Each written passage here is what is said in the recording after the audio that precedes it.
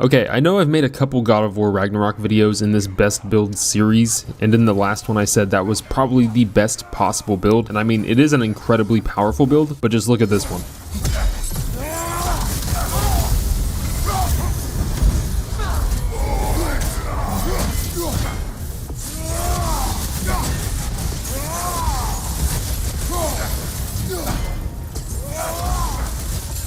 This thing is just broken. This build, or at least a large portion of it, comes from a YouTuber named IamNoble who defeated the Berserker King in around 20 seconds or so on Give Me No Mercy with this build. These clips aren't his, but you should check him out down in the description and subscribe, because I think right now he's only at like 100 subscribers or so, and I got the idea for this build from him, although you'll notice that this build is very similar to the last one that I posted. But I'm going to completely break this down and show you how to completely destroy the Berserker King, and really any enemy that you face. By the way, I'm not playing Give Me God of War here. These clips were played on like every difficulty possible while I tested it out. And what I learned by playing on No Mercy is that with this build, difficulty doesn't really matter because it just melts his health away regardless. And if you can do that to the Berserker King, you can do that to really any enemy in God of War Ragnarok. So you'll notice that this build really isn't too far off from the last one we went over, and I actually talked about possibly using Vidar's Bracers and Waist because they are pretty dang strong, and that's just what we're going to do here. We'll have Vidar's Bracers and Waist armor, which you can grab from Brock and Sindri's shop, and then the Berserker armor chest piece,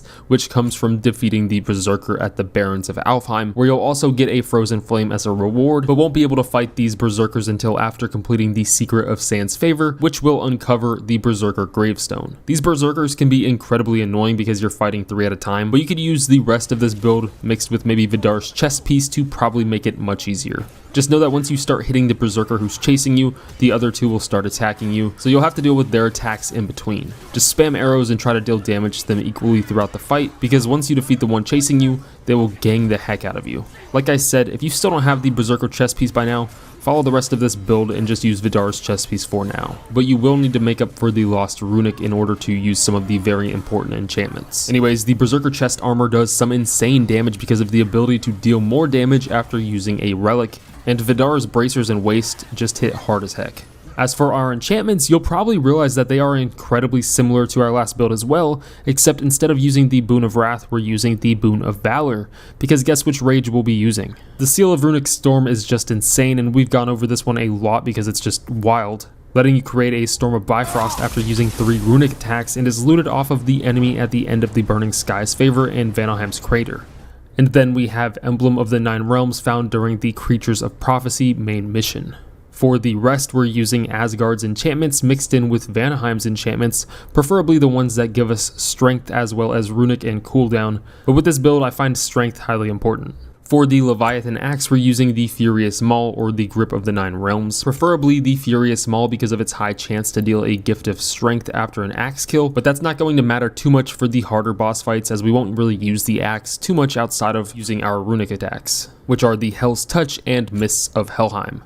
Hell's Touch is one of the best runic attacks because of how strong it is and very quick to use, which you can grab it in Alfheim's Forbidden Sands legendary chest that you find in the cave during the Song of Sand's Favor. The Mists of Helheim is found in a legendary chest in Vanaheim's Cliffside Ruins. For our blades, we're using the Deadly Obsidian handles because of the strength that they provide, as well as the Flames of Anguish, again super quick to use and can be found after defeating your first Dreki in the story. The Nemean Crush can be found in a very similar spot to the Axe runic attack that we grabbed, but actually won't be able to be obtained until after completing the Song of Sand's Favor after freeing the jellyfish in that quest. You'll find a legendary chest while exiting, and that's where you'll get the Nemean Crush. For our spear, we're using the Mighty Olympic Soroder that you can craft at Brock and Sindri's shop so that you can get a Gift of Strength after pressing triangle to detonate these spears, which we will impale a boss with during our light runic attack Thrust of 1,000 Soldiers after grabbing it from a legendary chest in Helheim's Shipyard of the Fallen. And then our heavy runic attack is the Windstorm. We're using the Dauntless Shield with the Rond of Expedition that you get from the Temple of Light in Alfheim after defeating Alva. You could also replace this with the Rond of the Nine Realms and might actually help you out more against someone like the Berserker King who continuously tries to evade you and run away.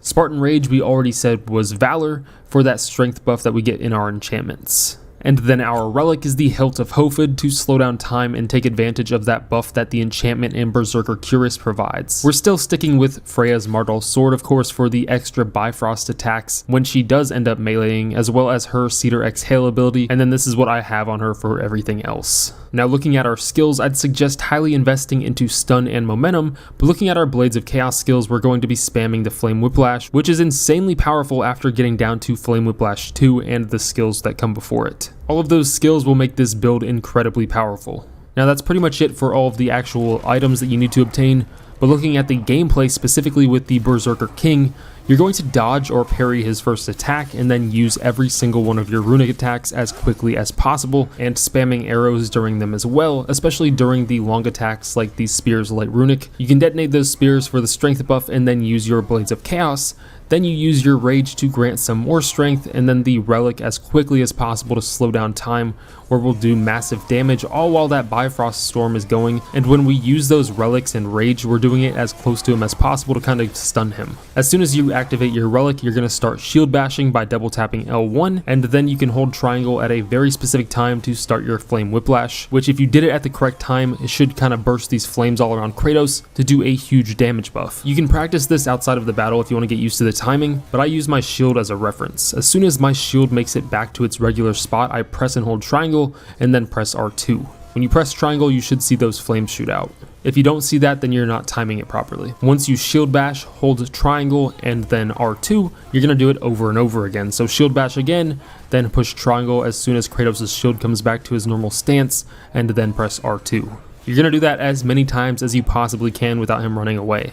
But right after or before that first one is where I use Freya's Cedar Exhale, because during this slow motion Relic, it's going to take a minute to get there anyways, so that we can kind of time it so it hits him as soon as the Relic goes away, and by the time his health should be already pretty low. But that's pretty much it. Subscribe for more God of War Ragnarok videos. Oh yeah, shout out to the first member of the channel. That's really cool. If you want to become a member of the channel, the link is down in the description. See ya.